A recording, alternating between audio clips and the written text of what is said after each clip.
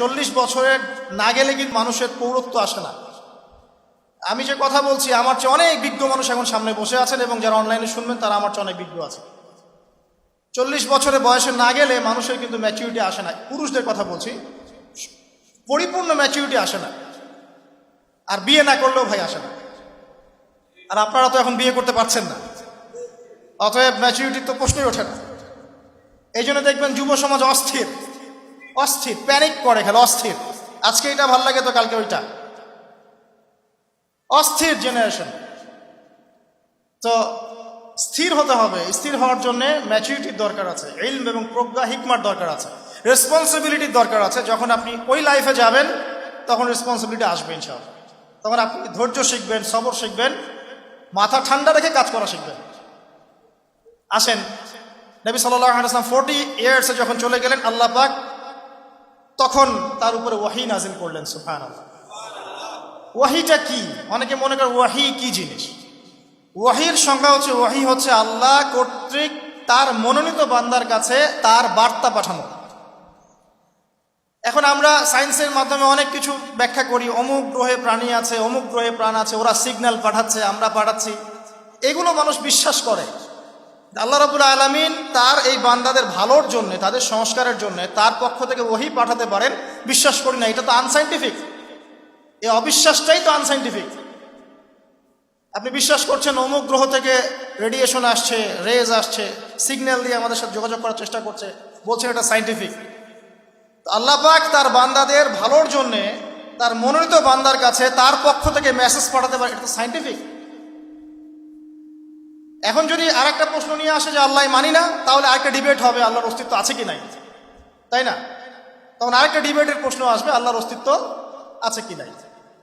আল্লাহ পাকের অস্তিত্ব আছে কি নাই এটা বোঝার জন্য নিজের বডির দিকে তাকালেই হয়। যারা মেডিকেল সায়েন্সে পড়াশোনা করছেন আপনারা আরো ভালো বুঝবেন কিভাবে বডি ফাংশন করছে। এটা নিয়ে ভাবতে ভাবতে দেখবেন ডাক্তাররা বেশিরভাগই দেখবেন নামাজি হয়, মাশাআল্লাহ, ইসলামের বেসিক জিনিসগুলো মেনে চলে। ডক্টরদের দেখবেন দাঁড়িয়ে আছে, সুন্নাহ মেনে চলে, এবং এগুলোকে সায়েন্স দিয়ে ব্যাখ্যা করে। অনেক ডক্টর আমার পরিচিত আছে এমন। তো আল্লাহ পাকের অস্তিত্ব আছে কি নাই, মহাবিশ্বের দিকে তাকান। কোপারনিকাসের সূত্র নিয়ে আপনি পড়ে আছেন, কিন্তু 0.1% যদি 1 ডিগ্রি, 0.1 ডিগ্রিও যদি কোনো গ্রহ একটু ডানে বামে যেত, তাহলে মহাবিশ্ব ধ্বংস হয়ে যেত। এত সূক্ষ্ম গাণিতিকভাবে পুরো মহাবিশ্বকে ফর্ম করে রাখলেন কে? কেউ না। তখন বলো কেউ না। আপনি বিগ ব্যাংকে বিশ্বাস করছেন যে বিগ ব্যাংয়ের মধ্য দিয়ে সমস্ত মহাবিশ্ব সৃষ্টি হয়েছে, কিন্তু এটা কি অটোমেটিকলি হতে পারে? আমাদের ইমাম আবু হানিফা রাহিমাহুল্লাহ একবার এরকম একটা বাহাসে গিয়েছিলেন। তো বাহাসে এথিস্টরা একদিকে, তিনি আরেকদিকে। তো তিনি নাই, সারাদিন তাকে খুঁজে পাওয়া যাচ্ছে না। শেষে তারা মনে করলো যে তিনি হয়তো ভয় পেয়েছেন। তিনি একদম সন্ধ্যার দিকে আসলেন। তাকে বলা হলো যে সারাদিন আপনি কোথায় ছিলেন, আপনি বাহাসে আসলেন না কেন? তিনি বলেন, আসলে আমি নদীর ধারে গিয়েছিলাম, সেখানে কোনো নৌকা ছিল না। তো বসে আছি, অপেক্ষা করছি, হঠাৎ দেখলাম একটা গাছ পড়ে গেল কেটে। কেউ কাটে না, এমনি পড়ে গেল। তারপর হঠাৎ দেখি কাঠটা অটোমেটিকলি একটা কাঠের ফালার আকার ধারণ করছে। হঠাৎ দেখি ফালার আকার থেকে একটা নৌকা হয়ে গেল।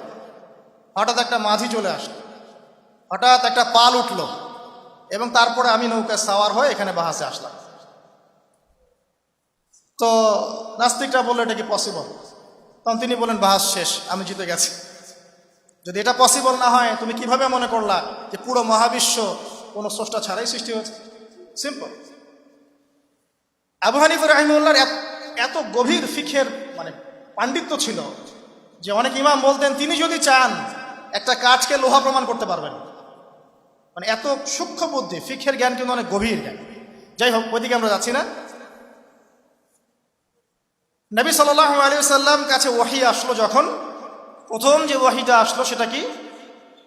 ইকরা বিসমি রাব্বিকাল্লাযী খালাক, সূরা আলাকের প্রথম 5টা আয়াত। এই তো তিনি তখন কোথায় ছিলেন? গারে হেরায়।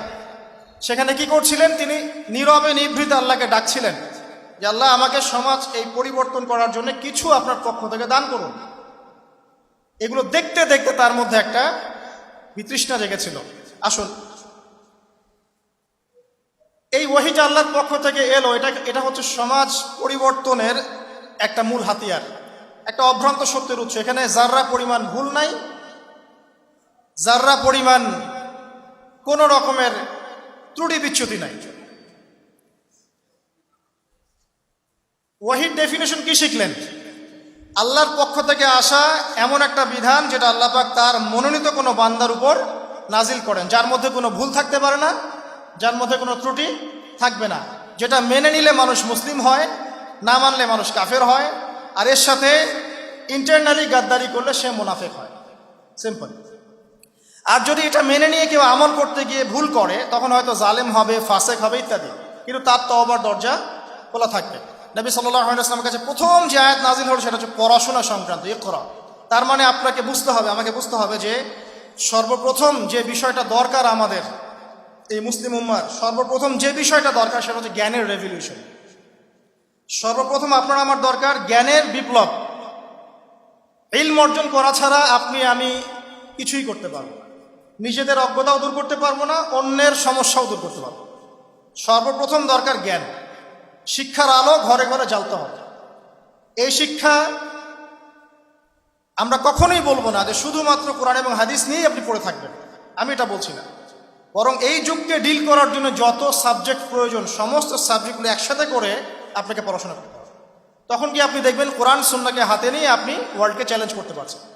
আর যদি শুধুমাত্র এককেন্দ্রিক পড়াশোনা করেন, তাহলে যা হচ্ছে তাই হবে, তাই নয় কি? যা হচ্ছে তাই হবে। তো পড়াশোনাটা হবে এমন, আপনার সিলেবাসটা হবে কনস্ট্রাকটিভ। আপনি কোরআন পড়বেন, সুন্নাহ পড়বেন, অ্যারাবিক ল্যাঙ্গুয়েজ শিখবেন, এরপর আপনি যেখানে যেখানে পড়াশোনা করছেন, science, arts, commerce, medical science, engineering, আপনি পড়বেন। এইসব পড়া আবার ছেড়ে দিয়েন না। অনেক যুবককে এখন দেখি সব পড়াশোনা ছেড়ে দিয়ে মাদ্রাসায় ভর্তি হতে যাচ্ছেন। পিতামাতার টেনশন, বাড়িতে খাওয়া দাওয়া করেন না, অস্থির অবস্থায়। এই জায়গায় কেন গেলেন? এই পরামর্শ কে দিল আপনার? সবাই তো ফকিহ হবে না, সবাই কিন্তু ইমাম হবে না, সবাই কিন্তু আলেম হবে না, সবাই মুহাদ্দিস হবে না। কিন্তু আপনি যে সাবজেক্টে পড়াশোনা করছেন ওই জ্ঞানটাকে আপনাকে ইসলামের কল্যাণে কাজে লাগাতে হবে। সবার জায়গা থেকে ইসলামের জন্য করার সুযোগ আছে। তো খুব বেশি কনজাস্টেড হবেন না। আপনি আপনার জায়গা থেকে পড়াশোনা করেন, তবে পড়াশোনার মধ্যে কোরআন সুন্নাহ এগুলো ঢুকান।